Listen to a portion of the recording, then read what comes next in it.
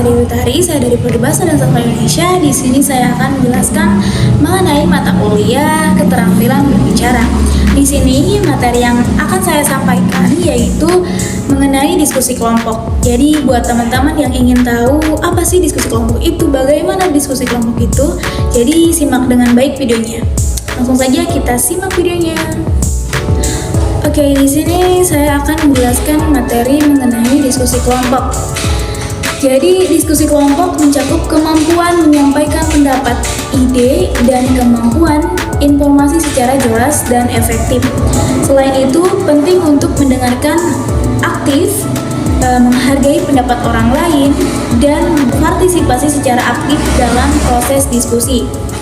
Diskusi kelompok adalah alat yang efektif untuk meningkatkan keterampilan berbicara, berpikir kritis, dan kemampuan bekerja sama. Baik, di sini juga ada beberapa keterampilan berbicara dalam diskusi kelompok ya, teman-teman. Yang pertama, sampaikan pendapat dengan jelas dan terstruktur. Gunakan bahasa yang mudah dipahami, susun ide secara logis, dan berikan contoh atau bukti yang relevan mendukung argumen Anda. Yang kedua, mendengarkan aktif, pastikan dan perhatikan dengan sesama yang dikatakan oleh anggota kelompok lain. Dan jangan menginterupsi kecuali jika diperlukan untuk memberikan klarifikasi atau menambahkan informasi. Jadi kita dengarkan dulu apa yang disampaikan oleh anggota kelompok kita. Kita juga bisa interupsi, tapi sebelum kita berinstruksi sebaiknya kita dengarkan dulu apa yang disampaikan oleh anggota kelompok kita. Kalau sudah disuruh untuk menginstruksi, baru kita berinstruksi, teman-teman, seperti itu. Selanjutnya, menghargai pendapat orang lain.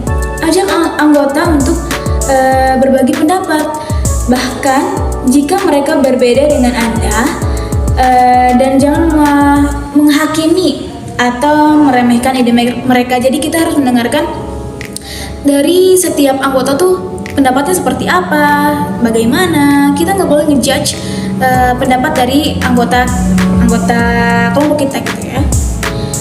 Selanjutnya, berpartisipasi aktif. Beri kesempatan kepada anggota kelompok untuk berbicara dan ajukan pertanyaan atau berikan komentar yang relevan untuk memajukan diskusi. Jadi kita tuh di kelompok tuh harus aktif, nggak boleh diam-diam gitu. Selanjutnya, berani bertanya. Jika Anda tidak memahami sesuatu, jangan ragu untuk bertanya. Jika ini akan membantu Anda memahami topik diskusi yang lebih baik, juga mendorong anggota kelompok lain untuk lebih jelas dan menjelaskan ide mereka. Jadi kalau misalnya ada pemateri yang kurang jelas untuk menjelaskan materinya, atau kurang pendengarannya gitu ya, kurang nggak kedengeran gitu, kita bisa bertanya, atau bahkan kayak ada sesuatu yang mengganjal bagi kita, apa sih yang dimaksud dengan ini gitu. Kita bertanya. Mungkin teman-teman yang anggota kelompok kita tidak mau bertanya, sebaiknya kita yang harus bertanya.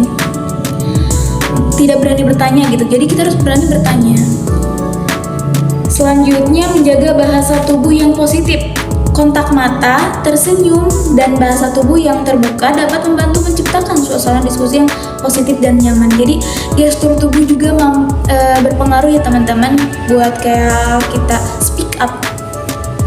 Yang selanjutnya, menggunakan contoh dan bukti. Dukung pertanyaan Anda dengan contoh atau bukti yang relevan untuk membuat argumen lebih kuat dan persuasif. Jadi kalau kita misalnya mau bertanya, kita juga harus cantumin contohnya juga. Selanjutnya, berpikir kritis. Timbang pendapat yang berbeda, identifikasi asumsi yang salah, dan berikan argumen yang didasarkan pada bukti yang kuat.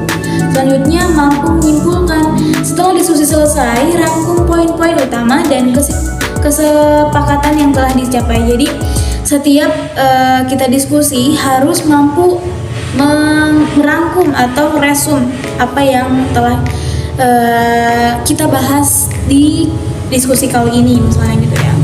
Dan yang terakhir yaitu berani memberikan umpan balik, yaitu jika Anda memiliki saran atau kritik konstruktif untuk anggota kelompok lain, berikan dengan cara yang positif dan menghargai. Jadi kita tuh harus memberikan saran juga terhadap diskusi kelompok kali ini.